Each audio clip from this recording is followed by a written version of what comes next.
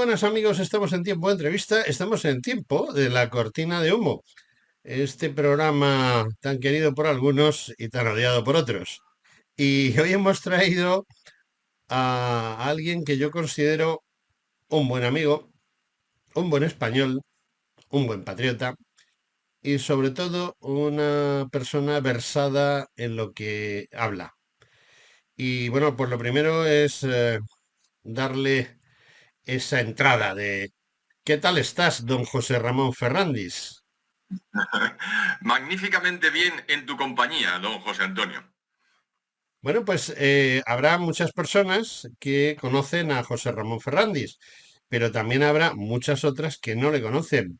Y entonces le voy a hacer una pregunta de examen. ¿Quién es José Ramón Ferrandis? Pues José Ramón Fernández es un español de 73 años que nació en Valencia, que cursó la licenciatura de Ciencias Políticas, que después aprobó una oposición, que se ha desempeñado durante 42 años en la Administración General del Estado, que se jubiló por obvias razones 70 años después de 1951 y que aquí está intentando defender verdades muy evidentes, pero que en cualquier caso no tienen demasiada trascendencia mediática. Pues nada, haremos lo posible. Bueno, yo he conocido a José Ramón en... permíteme que te tutee porque somos los dos Solo faltaba. de una quinta avanzada, ¿no? Que se decía antes. Em, yo he conocido a José Ramón con una conferencia en la que él fue ponente en Luz de Trento y desde entonces pues he sentido una especial simpatía por él, básicamente porque es difícil encontrar hoy en día hombres con esas palabras, con esa palabra simplemente, hombres de principios y hombres con una moral acendrada. Y, y mm, además lo demuestra. Y lo más importante no es ya que dé unas conferencias maravillosas y estupendas, sino que José Ramón Ferrandis tiene un blog, eso que es ahora tan moderno, o sea, una página en la cual cuenta sus cosas todos los días y además escribe libros. Cuéntanos de qué va tu blog. Bueno, pues ese blog, que término que en el fondo sintetiza cuaderno de bitácora, por decirlo, pero claro, tú no vas a decir cuaderno de bitácora porque se te duerme el oyente. Bueno, pues mi blog es un compendio de informaciones, de escritos, alguna vez grabaciones, relacionadas con los aspectos que conozco y sobre los que entiendo que puedo hablar porque tengo alguna formación. Es decir, el llamado cambio climático, la globalización, temas de Naciones Unidas, básicamente la Agenda 2030, tan infaustamente de moda hoy mismo, análisis riesgo país, temas históricos pues, relacionados con o bien países o bien con personas, por ejemplo, la Unión Soviética y ahora Rusia, por ejemplo, Francisco Franco, por ejemplo, el origen de la Unión Europea, en fin, cosas muy variadas en las que he tenido desempeño profesional o, como en el caso de Franco, en el que tengo especial interés. Bueno, estás hablando de Franco, tema controvertido porque por un lado nos lo están recordando los zurdos cada 10 minutos y por otro lado, pues como que Franco era malísimo, malísimo y no hay nada más que ver la herencia que dejó. Yo siempre hablo de Franco como del abuelo que deja la cartilla, cuando fallece, deja la cartilla encima de la mesa y la cartilla está en números negros y además muchos números negros. Y esa cartilla, pues creo que estos que tanto le denostan, pues la han fundido y la tienen en números rojos, ¿no? No solo la cartilla, sino la herencia toda. ¿Cuál es, básicamente, crees tú que es esa parte positiva, aparte de la cartilla? Es decir, que había un superávit, porque hoy en día tenemos un déficit de 1 billón y no sé cuánto, casi 2 billones, pero de euros, no de pesetas, de euros. Bueno, pues divídase entre 166, creo que era la cifra, El tipo de cambio, y, sí. y bueno, pues la cartilla estaba en números negros, no estaba en números rojos. Aparte de eso, ¿qué crees que es lo más importante que dejó el denostado personaje por los zurdos? La salud social, que es un término que expresa razonablemente bien cómo se encuentra un país en las variables cotidianas, las variables que rodean a la gente. Por supuesto, la expectativa de vida al nacer, el paro, el respeto a los mayores,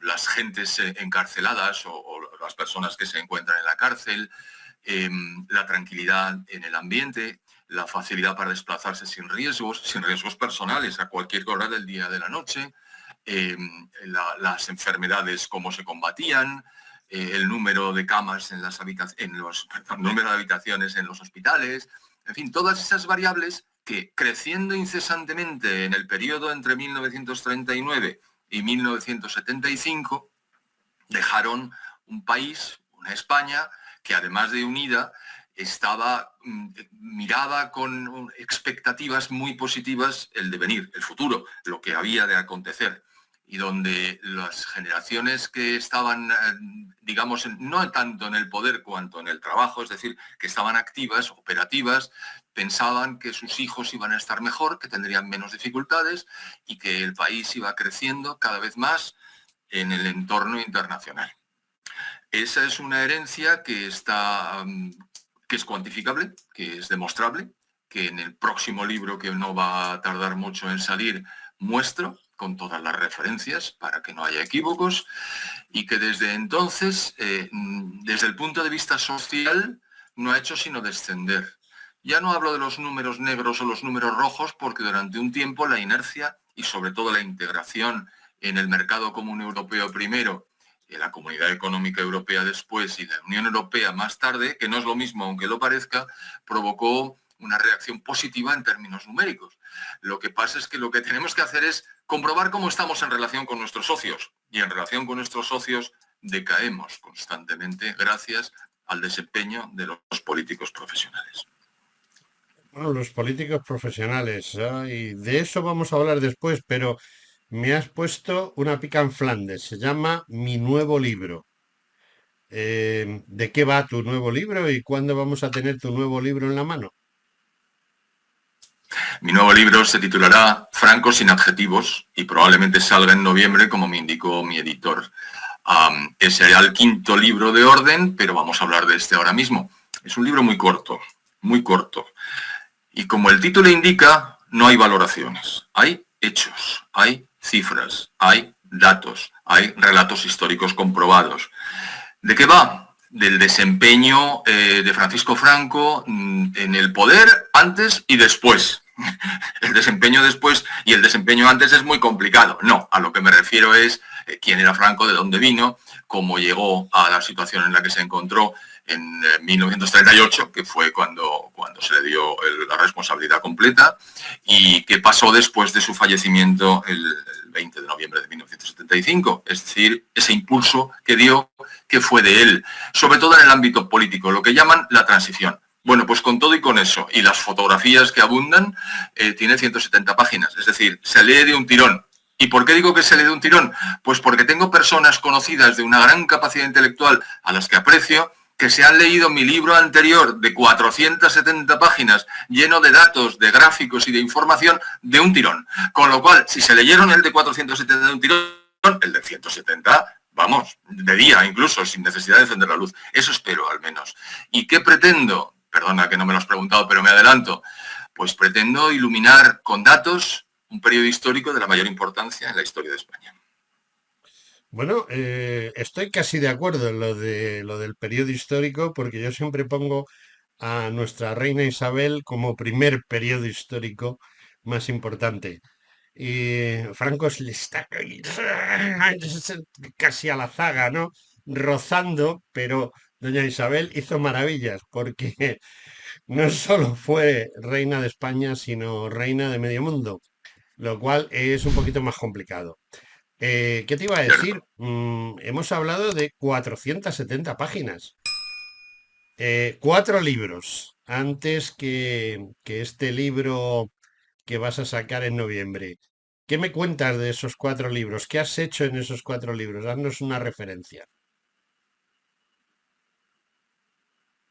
Bueno, el primero de ellos fue globalización y generación de riqueza. ¿Eso qué significa? Bueno, pues significa que el ingreso de todos los países atrasados que han querido hacerlo en el contexto de los intercambios internacionales globales, hablo de la globalización y no del globalismo, y luego si quieres matizamos, les ha permitido abandonar esa pobreza ancestral en la que se debatían desde el origen de los tiempos para integrarse en el elenco de los países que tienen posibilidades, es decir, los países emergentes, gente que cada vez tiene más recursos, gente que es cada vez más rica, que tiene mejor formación, que tiene mayor facilidad, cuya vida es cada vez más larga y mejor. Eso es lo que muestro en globalización y generación de riqueza. ¿Por qué lo hice? Hombre, porque mi trabajo durante 42 años ha tenido que ver con la globalización, es decir, mi trabajo es de comercio internacional. Yo soy miembro de un cuerpo de la administración que nos ha permitido trabajar tanto en España como en el extranjero en materias vinculadas con básicamente el comercio y la inversión. Básicamente, otras muchas cosas también, por supuesto. Pero como eso he venido haciendo interrumpidamente durante muchos años y he estado destinado en el exterior en países absolutamente maravillosos y extraordinarios, pues eso me ha dado una información que he querido compartir. Es un libro muy cortito también, llenísimo de datos y con muchos pies de página explicando lo que cuento en el texto para que el lector se pueda hacer una idea de qué significa la globalización y qué beneficios ha aportado los países, a todos los países del mundo, pero más recientemente a los no más pobres, pero muchos de ellos, y sobre todo a dos, a la República Popular China y a India, cuyo crecimiento vertiginoso redunda en beneficio de sus nacionales. Es decir, ahora mismo la República Popular China solo va por detrás en términos de Producto Interior Bruto de los Estados Unidos, cuando en 1949, cuando la guerra civil se decantó en favor de Mao Zedong, era un país paupérrimo y después mucho más, porque la gestión de Mao Zedong en materia económica fue, como siempre que los comunistas toman el mando, nefasta. Ahora van los segundos y rápido. Bueno, tienen grandísimos problemas estructurales, que no es el caso, pero van mucho mejor. Y de India, que es el país más grande del mundo en términos de habitantes, porque el más grande en términos geográficos es Rusia, y antes la Unión Soviética todavía era más grande, pues realmente están colocadísimos en una carrera por mejorar las condiciones en las que se encuentran sus nacionales. Bueno, pues eso contaba en el libro, y así lo hice. Entonces, después cuando terminé ese, dije, bueno, pues, ¿y yo qué estoy trabajando? Pues llevo 10 años trabajando en relación con África. Dije, pues bueno, pues cuando terminé, antes de terminar incluso, hice otro libro intentando explicar cómo era África en realidad, no cómo nos cuentan que es. África es así, se titula. Y datos, muchos datos, la evolución de los países con éxito, la evolución de los países fracasados, cuáles son las características de África negra, si es que se puede hablar de características comunes a países tan distintos y con orígenes tan diversos. Y nada, pues lo terminé. Y el tercero ya lo elaboré aprovechando la pandemia. A ver, el libro de 475 páginas que tiene una cantidad de información enorme, no se puede hacer normalmente cuando estás trabajando 8 a 5 o incluso a algo. Pero como había una pandemia y nos encerraron, dije, ahí va, ¿qué oportunidad me están brindando? Hacía mi trabajo a través de Internet, con mis servicios centrales, pues yo estaba destinado en Arabia Saudita a la sazón, y pude avanzar muchísimo y casi terminar el libro. El libro se llama Crimen de Estado, que es lo que están haciendo los estados occidentales con sus ciudadanos, plegándose a una mentira, a una estafa universal, que es eso que llaman el calentamiento global y después el cambio climático. Y el cuarto libro era un compendio de las cartas de los martes. Yo pertenecía a una organización en la que todos los martes subía una carta por cuenta de la organización, la escribía y la subía. Y como no tenía un alcance tremendo, porque era solamente para los miembros y alguno más, pues decidí convertirla en libros y esas han sido las cartas de los martes del año 2020. Todos los martes había una efemérides, es decir, pues el 18 de noviembre, ¿qué pasó el 18 de noviembre de? Y entonces buscaba alguna efemérides que podía ser histórica, que podía ser geográfica, que podía ser de aventuras, de descubrimientos, de todo tipo, de descubrimientos geográficos o de descubrimiento del bacilo de Koch, por ejemplo, y lo convertí en libro. Y el quinto es este que está por salir, que saldrá en noviembre, si Dios quiere, y que pretendo arrojar luz un periodo histórico que probablemente después de Isabel I y Carlos I de España y V de Alemania y Felipe II, es uno de los periodos más importantes. Y no hay más que ver, y con esto termino, cómo encontró España Franco cuando la tuvo en sus manos y cómo la dejó. Yo voy a hacer un pequeño disentimiento. Pienso que cuando hablas hasta 1975, lo vamos a dejar en 1972, porque Bien. la muerte de Carrero, para mí creo que es uno de los puntos fundamentales. Es uno de los puntos fundamentales de todo esto que estamos hablando, porque el caudillo estaba ya en una situación, digamos, física complicada Sí, estaba muy y, mayor. y su sucesor, pues precisamente no fue un dechado de virtudes, como hemos sabido después, aunque muchos intuimos desde el minuto cero que había gato encerrado, y no era gato, era mucho más que gato lo que había encerrado. Y la verdad es que parece mentira que una labor de más de 30 años, que es la que hizo Franco y sus equipos, porque yo siempre he dicho que Franco me ha recordado siempre a los coroneles de los regimientos. Y dirás tú, sí, claro, es que era militar. Y era el perfecto coronel de regimiento. Era un señor que estaba en su despacho, que tenía su visión de conjunto, que tenía unas ideas de qué hacer y que formaba un equipo, como cualquier coronel de cualquier cuartel. Entonces, yo he tenido esa experiencia como jefe de sanidad en varias ocasiones en algún cuartel. Pues subía a ver al coronel, le contaba lo que yo estaba haciendo y lo que quería hacer. Y él me daba el visto bueno o me reconvenía, pues, ¿por qué no hace usted tal cosa? O tengo entendido que está pasando tal cosa o puede pasar tal cosa y usted debiera de tomar medidas. Y, y funcionaba. Además, hay una cosa muy curiosa. Yo subía a contarle algo y él ya lo sabía. No sé cómo, pero lo sabía. O lo intuía. Yo creo más bien que lo intuía. El buen coronel intuía, ¿no?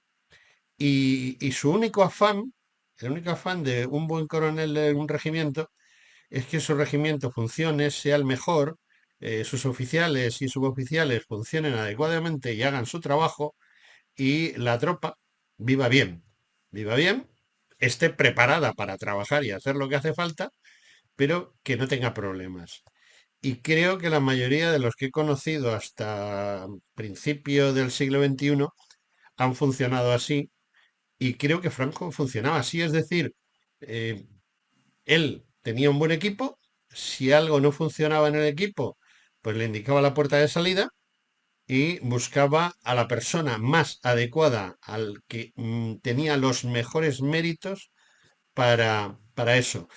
Y creo que lo hizo desde el principio. Corrígeme si me equivoco. Exactamente. Además lo has dicho, aquel que estaba más preparado, que tenía los mejores méritos. Franco nunca tuvo complejos. Se sabía superior en algunos ámbitos e inferior en otros muchos más al resto de sus coetáneos. Y lo único que pretendía era mejorar la situación del país. Es decir, que los miembros del país vivieran cada vez mejor, con menos problemas y cada vez estuvieran más preparados. Para lo cual elegía a los mejores, a los más preparados. Por supuesto, a aquellos en los que podía depositar su confianza, pero eso era previo. ¿Qué está ocurriendo ahora? Mutatis mutandis. Bueno, pues que no se elige a los más preparados y a los mejores. Primero, por los complejos del que está al frente. Y segundo, porque se elige a los miembros del partido o afines o asimilados. No son los mejores, son los que te hacen sentir más cómodo a ti que estás en el machito. Claro, a Franco eso no le preocupó nunca. Eligió siempre a los mejores. No estaba obligado a elegir a unos y a otros porque bien supo equilibrar el reparto del poder del Consejo de Ministros entre las familias del régimen. Ya sabes que existían unos grupos que no eran partidos políticos, salvo Falange Española de las Homs, pero él repartía juego en función de las circunstancias. Y como era un hombre que tenía una visión estratégica magnífica, pero que además era un extraordinario táctico, cosa que demostró en la Guerra Civil y después, pues siempre pudo elegir aquellos más adecuados para el fin que buscaba.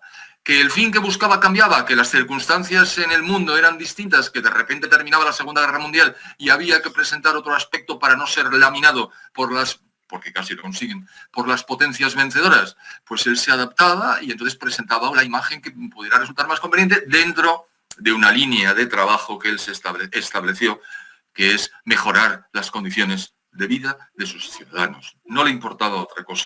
No le importaba el poder, le importaba aplicar sus conocimientos y sus capacidades a que las personas estuvieran cada vez mejor y lo consiguió.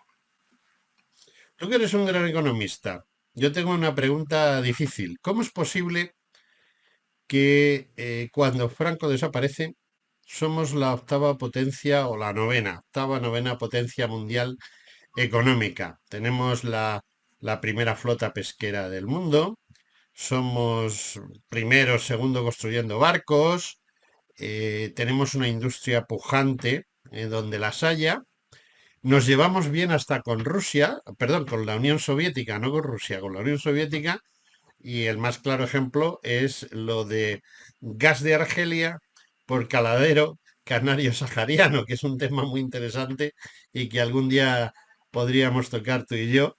Es decir, Franco no se va bien con los comunistas, pero sin embargo hizo el negocio de ustedes pescan aquí lo que necesiten y a cambio Argelia de por vida nos va a dar el gas a precio barato, cosa que los socialistas han laminado, que mira que es difícil, ¿eh? Mira que es difícil estropear un negocio tan tonto como ese. ¿Cómo es posible que en tan poco tiempo hayamos pasado de ese puesto octavo, noveno al 30 y, por no decir 40? Bueno, hay dos razones. La primera, posición relativa, y la segunda, la gestión. La posición relativa, ¿cuál es? A ver, si países que antaño eran pobres pero grandes van creciendo vertiginosamente, pues evidentemente nos van a acabar adelantando. Nosotros tenemos 47 millones de habitantes y China tiene 1.220 millones, la India tiene 1.400 millones y, bueno, hay otra serie de países emergentes, Indonesia, Brasil, México, que evidentemente con ese número de personas al final el agregado hace que ellos nos rebasen. Eso, la posición relativa. Y luego está la gestión.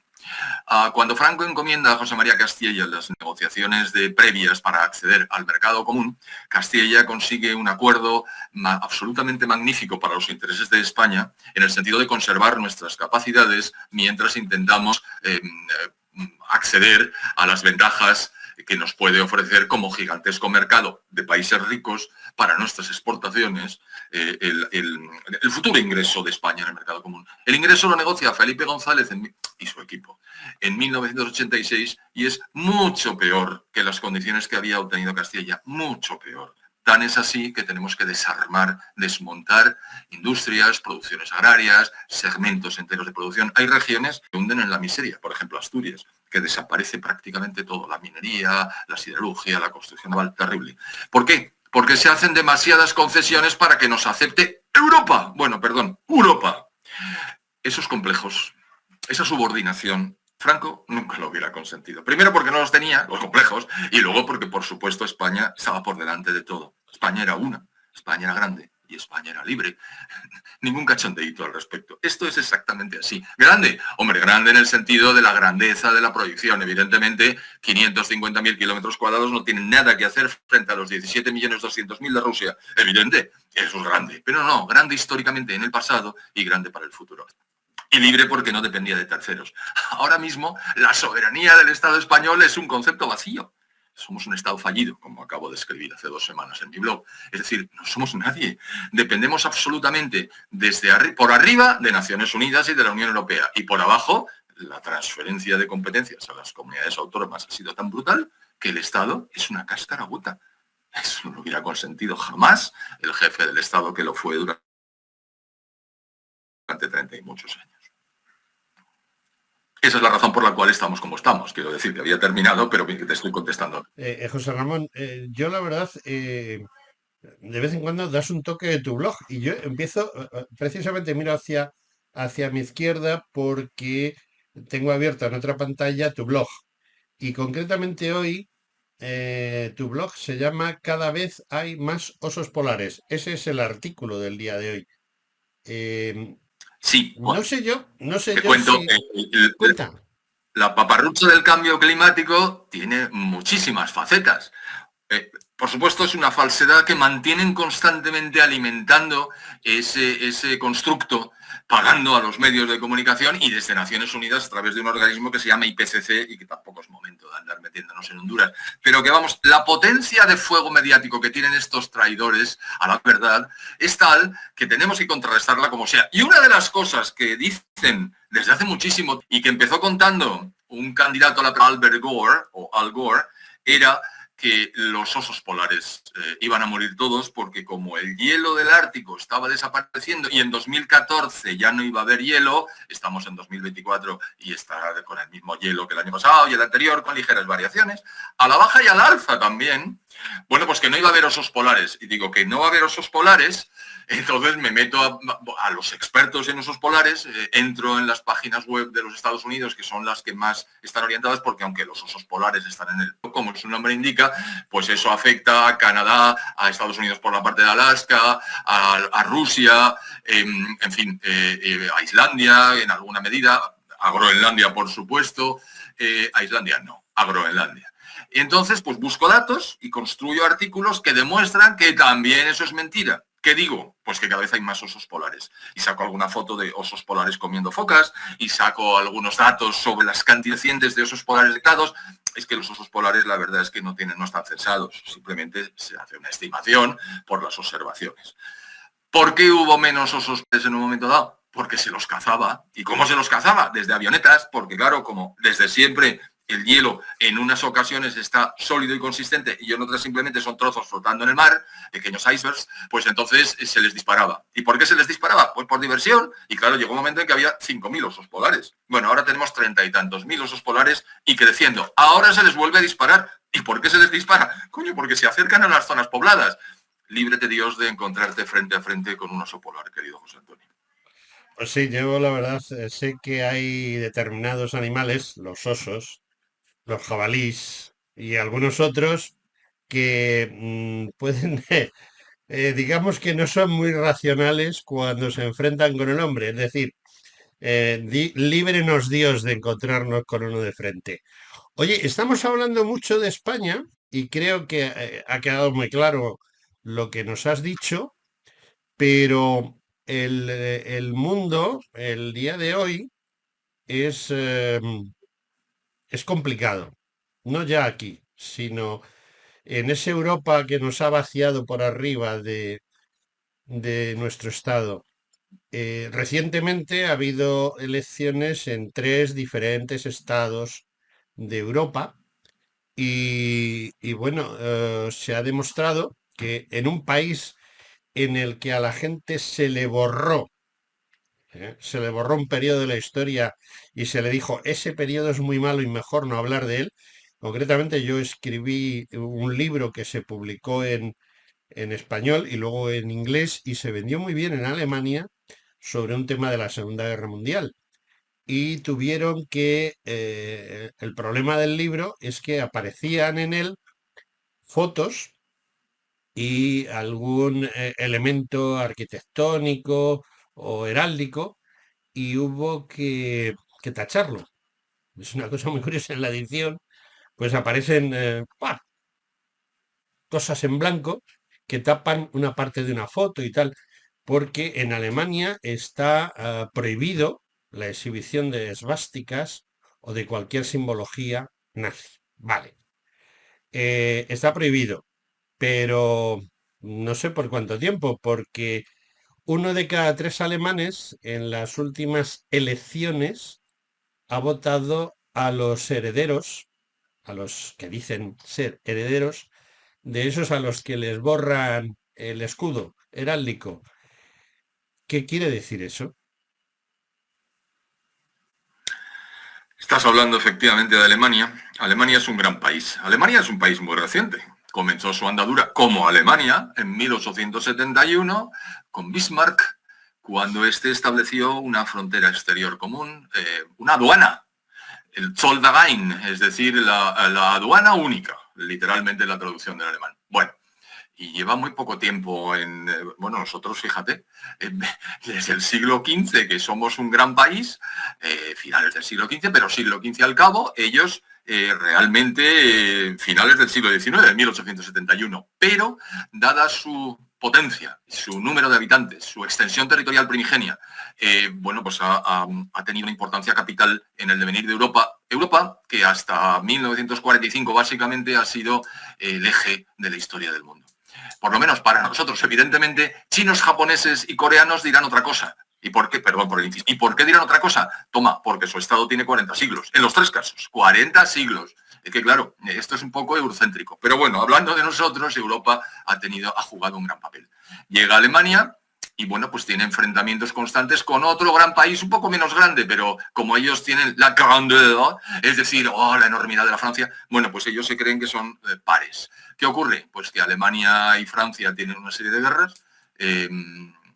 Bueno, la primera, no vamos a hablar de la guerra franco-prusiana porque ya sería remontarse muchísimo, pero bueno, la Primera Guerra Mundial pierde Alemania, entre otras cosas por la intervención norteamericana, claro, y es humillada en el Tratado de Versalles. Humillada hasta límites insospechados. Recuerde la gente que cuando Angela Merkel era canciller, todavía se estaban pagando las obligaciones derivadas del Tratado de Versalles, es decir, unas compensaciones económicas. Angela Merkel, que acaba de largarse, es decir, digo largarse porque no tengo ningún aprecio, quizás salga el tema luego. En cualquier caso, esto pasó en 1919, el Tratado de Versalles, la guerra terminó el año anterior. Eso en Alemania fue un impacto tremendo y provocó un hundimiento que después se compensó con políticas socializantes del Partido Nacional Socialista Alemán, que a su vez decidió que se iba a expandir sobre todo hacia el este porque necesitaba espacio vital para los muchos alemanes que había en el mundo, raza superior, absolutamente intolerable.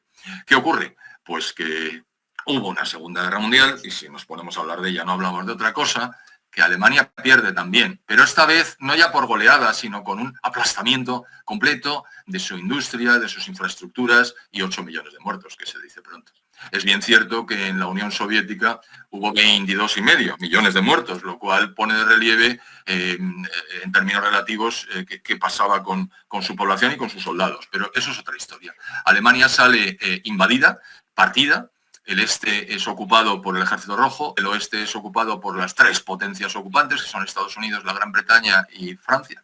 Y Berlín, que es la capital, tiene un estatus especial. Berlín este es ocupado, estaba dentro de la RDA, de la zona ocupada por la Unión Soviética, y Berlín Oeste es un pequeño oasis dentro de lo que después sería la República Democrática Alemana, ocupada por las tres potencias ocupantes. Bueno, eso dura hasta 1948 en la parte occidental y hasta 1991 en la parte oriental. Nos estamos yendo porque tú lo que quieres es que yo hable de la Alianza para Alemania. Bueno, en cualquier caso, los alemanes son obliterados, como se dice, es decir, machacados. Pero salen gracias a las políticas arbitradas por Ludwig Erhard, que era el ministro de Economía de Adenauer, y Alemania se convierte en otro gigante, otra vez en un gigante económico, pero no en un gigante político. Pronto, rápidamente se integra en el mercado común europeo y la verdad es que Europa Central, de los países ricos, los 6 primeros fundadores, crece vertiginosamente gracias, entre otras cosas, a que se convierten económica y comercialmente en un gran país. Es decir, no tenemos fronteras interiores, no tenemos aranceles ni limitaciones cuantitativas para el comercio interior y crecen vertiginosamente. La globalización, pero en pequeño. ¿Qué ocurre? Bueno, pues que Alemania llega a un momento con Kohl, con Helmut Kohl, que se reunifica y los franceses miran así de soslayo, los británicos también, y dicen, a ver si vamos a volver a empezar con esta historia. No hay tal. Lo que pasa es que Alemania, pues, tiene un cierto poder económico y es un país que produce eficientemente y con gran calidad, lo cual le granjea ventajas en los mercados exteriores y Alemania se convierte en un país netamente exportador. Hasta que empezamos a tomar decisiones equivocadas en materia energética. No se puede depender de Rusia a la hora de los suministros, porque la historia de Rusia, que la estoy escribiendo en este momento para publicarla, es la que es y hay que conocerla, y sobre todo no podemos hacer caso del cambio climático, ni de los verdes, ni por supuesto de los socialistas en ningún momento, pero se ha hecho. Con lo cual Alemania se está despeñando económicamente. Y se está despeñando, ahora viene Angela Merkel, entre otras cosas porque hubo una invasión que le llaman inmigración, bueno, le llaman migración, a ver si nos confundimos, pero vamos, una inmigración masiva de personas que nada tienen que ver con Alemania ni con el sistema y que van exclusivamente para beneficiarse de las ventajas sociales que el Estado alemán confiere a las personas con bajísimo nivel de renta. Bueno, la descomposición social y económica alemana es brutal y hay una reacción también brutal. Mucho más en el este, curiosamente, en la zona que estuvo ocupada hasta 1991 por la Unión Soviética, por mucho que dijeran los alemanes de la RDA que ellos eran libres de tomar decisiones, no lo eran. Y cuando cae, hay un hundimiento general del sistema, cae el muro en el 89, la República Democrática Alemana desaparece, hay una reunificación, pero la gente sigue pensando en términos de los últimos 40 años, lógicamente. Y en el este tiene un gran predicamento un partido que se llama Alianza para Alemania, que AfD, para no decirlo en alemán, que siempre cuesta más pronunciarlo. ¿Y qué es lo que está ocurriendo? Pues que ellos dicen, oye, mira, esto del cambio climático es una paparrucha, oye, mira, esto de la inmigración no hay quien lo tolere, y cada vez están obteniendo un mayor éxito, con independencia de sus nexos o no con el régimen anterior a 1945. Hay otro partido que acaba de surgir, muy personalista, en la extrema izquierda, que está haciendo que se hundan tanto los verdes como Die Linke, que significa la izquierda en alemán y que es el partido tradicional, que tiene el nombre de su fundadora, que es una cosa muy divertida. Bueno, pero que se ha cepillado. Digamos que mutatis mutandis es un poco como Podemos en relación con el Partido Comunista, se lo ha comido, lo ha engolfado lo ha deglutido. Y lo que está pasando ahora es que Alianza por Alemania está primera, segunda, en 3 Länder alemanes, en 3 estados, porque Alemania es una república federal, y eso pone de los nervios al sistema y pone de los nervios a los partidos tradicionales que, por supuesto, se agrupan entre sí para hacer alianzas de gobierno al objeto de evitar que Alianza para Alemania pueda gobernar en algún momento. Como Alianza para Alemania está sola, en el sentido de que no puede realizar alianzas porque le han puesto un cordón sanitario para evitar que pueda salir y contactar con alguien y realizar el gobierno, pues Alemania se seguirá despeñando y Alianza para Alemania seguirá obteniendo cada vez mejores resultados. Mejores en el este que en el oeste, que quede claro. ¿Cuál es la situación? Pues una descomposición absoluta de Alemania y con Alemania de toda Europa, porque esto está ocurriendo de alguna manera en Francia, en Italia, en Suecia, en Países Bajos. La descomposición ha sido motivada por 2 patas. Los asuntos energéticos vinculados con esa falsedad, esa estafa del cambio climático y los asuntos relacionados con la inmigración masiva, que en realidad es una invasión. Y así estamos. Bueno, tú dirás que ¿qué tiene que ver el inicio de nuestro programa, el inicio de esta entrevista que te estoy haciendo, con lo de Alemania? Y creo que debieras de ver venir ya la siguiente pregunta, que es por lo que te he metido en ese cajón, en esa jaula. ¿Y aquí cuándo vamos a tener a alguien que defienda la patria? Bueno, hay un partido que es un partido político formal, aceptado y que funciona, que se llama Vox, que tiene como principio fundamental la defensa de la patria, efectivamente. ¿Qué ocurre? Bueno, pues que se ha convertido en el objetivo de los ataques de todos los demás, porque si crece mucho va a alcanzar posiciones que no convienen al sistema. Lo tengo absolutamente claro. Tú analizas los programas de los partidos y el único que podría tener que tiene un respeto absoluto por la verdad en términos climáticos, históricos, energéticos, sociales, políticos, es Vox. Lo tenemos. Lo que pasa es que, si tenemos que acudir al Centro de Investigaciones Sociológicas para saber cómo va a ir en un futuro, obviamente le ponen que es el 10% aproximadamente de los votos y los escaños que correspondan con un futuro subordinado a la alternancia tradicional que es el PSOE y el PSOE. Uy, perdón, el PSOE y el PP. ¿En qué estaría pensando? Estoy y no estoy de acuerdo contigo. Te voy a poner pegas. Yo he seguido la Así me trayectoria gusta. de Vox desde el minuto del cero, no, del 1,5. Y me da la ligera impresión de que Vox no funciona como esa alianza por Alemania, porque al principio de Vox hubo una serie de personajes, una serie de personas, una serie de patriotas dispuestos, no digo yo que a dar la vida por la patria, pero sí a jugársela bastante.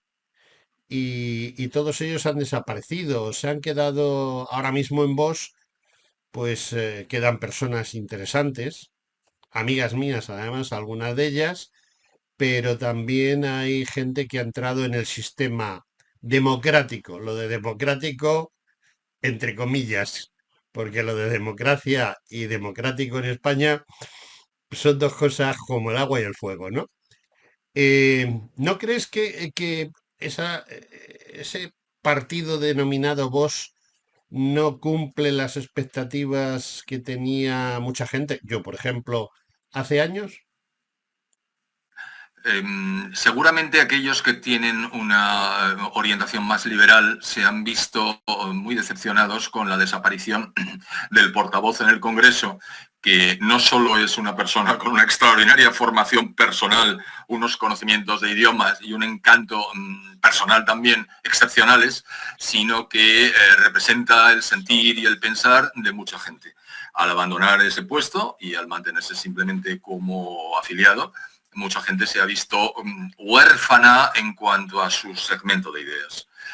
Había una persona que con el extraordinario dominio de los aspectos jurídico-formales, no en vano era abogada del Estado, que en un momento dado, y por razones que no viene al caso explicar, entre otras cosas porque no las conozco en profundidad, salvo por informaciones extraordinarias, es decir, que salen de lo ordinario y que les doy mucha verosimilitud, pero no puedo comprobar, que abandonó el partido también, y por el otro lado, es decir, por el lado de la atracción de muchas personas que no siendo liberales pretendían que el derecho se aplicara en su totalidad y además también tenía y tiene, supongo que sigue teniendo porque ha salido del foco, una importancia grande, pues también salió del partido, tarifando en este caso, y también le dio un mordisco importante a la ¿cómo decirte?, al abanico de sensibilidades políticas distintas dentro de un partido que es amplio. No es que sea un movimiento, pero vamos, es un partido, digamos, con una amplitud de criterios. Luego ha aparecido una persona que ha formado una especie de organización muy a última hora,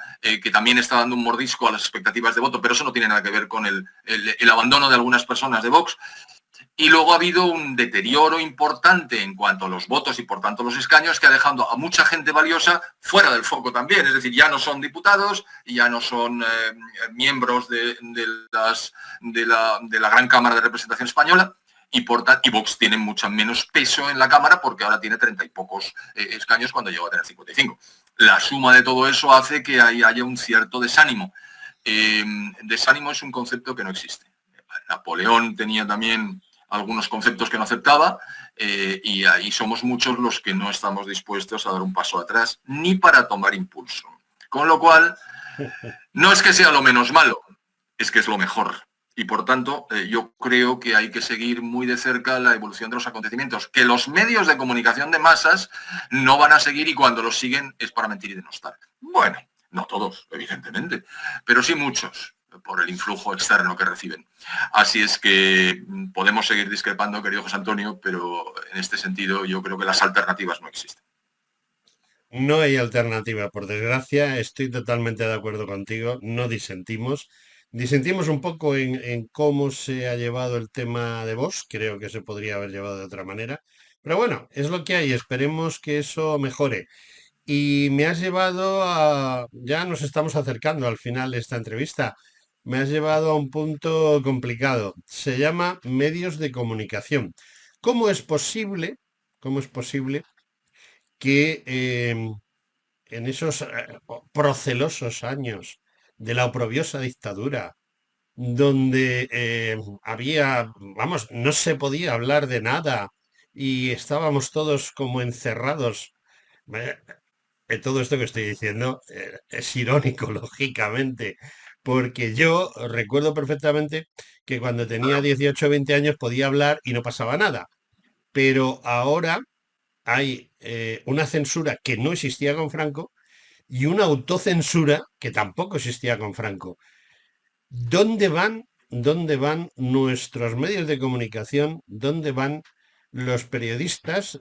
¿Hay periodistas honrados? ¿Hay comunicadores Por honrados? supuesto. Porque el problema está en que yo estoy convencido, yo soy un hombre que vivió la política en mi casa porque, bueno, ya lo he contado muchas veces, mi padre fue una de las personas fundadoras de las Jons y en mi casa pues se reunían jonsistas, por si alguien no lo sabe, era una parte de la falange, pues, y hablaban de política. Y yo estaba jugando con los muñequitos del Fuerte Comansi, no sé si tú te acuerdas. Y, y creo que he De mamado la acuerdo. política desde niño, ¿no? Entonces, a pesar de eso, había gente que en pueblo, hasta en ABC, contaba cosas, las contaba, informaba y la gente pues tenía una cierta idea de qué estaba pasando. Ahora mismo la gente no tiene idea de nada. La gente lo único que tiene es un bombardeo al 98%, no digo al 100%, porque queda algún medio libre, como este, donde vas a salir tú y conmigo, y, y la gente lo que está es bombardeada totalmente. Es decir, la democracia nos ha llevado a la dictadura de la comunicación y a la desinformación total y absoluta. ¿Tú crees que en algún momento, algunos de esos medios que se llevan los cientos de millones de euros en publicidad institucional y de amiguetes va a reaccionar y va a empezar a contar la verdad? A ver, aquí hay dos aspectos, el antes y el ahora y la situación en la que se encuentran los medios en este momento. Yo, con 73 años de edad, y como hijo único me dedicaba, pues no podía jugar con mis hermanos, por no sabía. En aquella época, tenía 3 años, no nada extraordinario. En aquella época. A ver, tenemos dos aspectos a considerar. Primero el antes y el ahora y después la situación en que se encuentran los medios de comunicación de masas.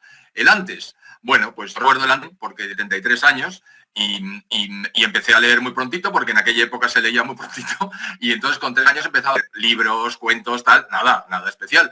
Pero luego ya con 8 o 9 pues el hecho de no tener hermanos provocó que yo leyera mucho en casa, aparte de ir al cole, por supuesto, y de jugar en la calle, que se podía jugar en la calle. Y entonces pues leía periódicos y observaba distintos enfoques, distintos planteamientos que tampoco entendía muy bien. La facultad, yo hablaba de lo que quería, leía lo que me parecía bien, militaba donde me parecía y desde luego no eran partidos afines al gobierno ni al régimen y hacía lo que me daba la gana absolutamente sin haber tenido jamás más que por en Madrid, porque aquí se me veía más. Primero yo estuve en Valencia y luego me vine a Madrid. Bueno, en cualquier caso, el régimen no interfería en las comunicaciones privadas de los ciudadanos y en las públicas relativamente. Con lo cual, los que vivimos allí lo sabemos, no nos lo tiene que contar nadie y por supuesto distorsionando. Eso por el lado del entonces. Ahora por el lado del ahora. El ahora es que poderoso caballero es don dinero. La frase no es de ayer. Siempre ha sido así. ¿Qué ocurre? Bueno, pues que habiendo muchísimos periodistas honrados a carta cabal, habiendo medios, ya no tan muchísimos, que quieren contar las cosas como las ven y reflejar la verdad, realmente hay un predominio absoluto del influjo que el gobierno, utilizando los poderes del Estado, realiza con eso que has mencionado, que son las transferencias de recursos para que la gente diga, para que los medios digan lo que el gobierno quiere que digan. Eso no tiene mucho arreglo. Eso ha sido siempre así. Recupero la frase, poderoso caballero don dinero. Y si puedes vivir mejor, aunque no digas exactamente lo que tienes que decir, pues hay mucha gente cuya vertebración ética y moral no es óptima, que dice, hombre, pues como dice un comunicador bien conocido, vayan días y vengan ollas. Y ya está. Entonces, pues se venden. Y es lo que hay. ¿Cómo se resuelve? Pues cada vez más sacando constantemente como setas publicaciones de menor envergadura donde haya personas que no teman decir la verdad y no se vendan porque la verdad es que pueden ir tirando con lo que tienen. Con lo cual, oye, pues tiramos con lo que tenemos, tú tienes tus medios, yo tengo mi blog, el otro tiene lo que sea, hay asociaciones, hay entidades sin ánimo de lucro, hay agrupaciones y cada vez se está extendiendo más la verdad por encima de la mentira oficial. ¿Qué ocurre? Pues que es tal la diferencia de medios y de recursos que esto es complicado. Pero ya sabes que tanto Napoleón como todos los que tenemos espíritu de combate hemos decidido que aquí nadie da un paso atrás ni para tomar impulso, que es lo que he dicho hace un ratín, y lo vuelvo a decir. Así es que seguimos. Bueno, José Ramón, nos hemos quedado sin tiempo, aunque pueda parecer mentira. No pasa. Pasa a No, en veces. la vida también pasa. Oye, última pregunta, básica y Sí, fundamental. Yo bajo por la calle Carretas en Madrid, tú conoces Madrid, y quien no lo conoce, esta pregunta ya me han oído hacerla varias veces. Bajo por la calle Carretas, entro en la Puerta del Sol y a mano derecha hay, bueno, no hay, había una librería en la cual en su vitrina normalmente había libros muy interesantes, una librería dedicada a política, a historia, a geografía, a cosas importantes. Y en esa vitrina hay un libro que ahora mismo no me acuerdo cómo se llama, pero me lo vas a decir tú. Y debajo está tu nombre, creo, debajo del título. Eh, Recuérdame cómo se llama y sobre todo recuérdame por qué tengo que comprar ese libro. Te estoy yendo un poco entrecortado, pero sospecho que hablas de Crimen de Estado, porque es el último libro importante que he producido. Además, una cosa muy llamativa. Cuando hablo con el editor me dice, oye, José Ramón, sigue habiendo un interés constante y permanente en tu libro, que nunca pensé que se vendiera así. Digo, bueno, pues eso es porque, A, en el blog lo menciono, B, la gente cuenta la historia de que existe un libro en el que se dice que todo esto del cambio climático, el calentamiento global y la desaparición de las especies y del futuro espantoso del incremento del nivel del mar y de ¡ay, qué horror! Esto va a ser un espanto para colarnos políticas energéticas destructivas, no vayamos a pensar que eso lo han hecho porque sí. Pues la gente sabe que existe, lo lee y encuentra argumentos para defender la postura de la verdad, es decir, los datos. Cosa que hago constantemente también en el blog. Pero bueno, y el libro, pues curiosamente salió en abril del 22, estamos en septiembre del 24 y se vende más o menos igual, con lo cual yo creo que la razón es esa. Espero que acontezca algo similar con el de Franco sin adjetivos. Va a ser más barato, va a ser más corto, se va a leer más fácil y tiene fotos. Y tiene fotos, qué maravilla. Bueno, ahora ya sí que me he quedado sin tiempo. José Ramón Ferrandis, muchas gracias por estar un ratito aquí conmigo. Encantadísimo, gracias a ti por el honor que me has hecho llamándome y permitiéndome expresarme. Muchas gracias. Gracias a ti nuevamente.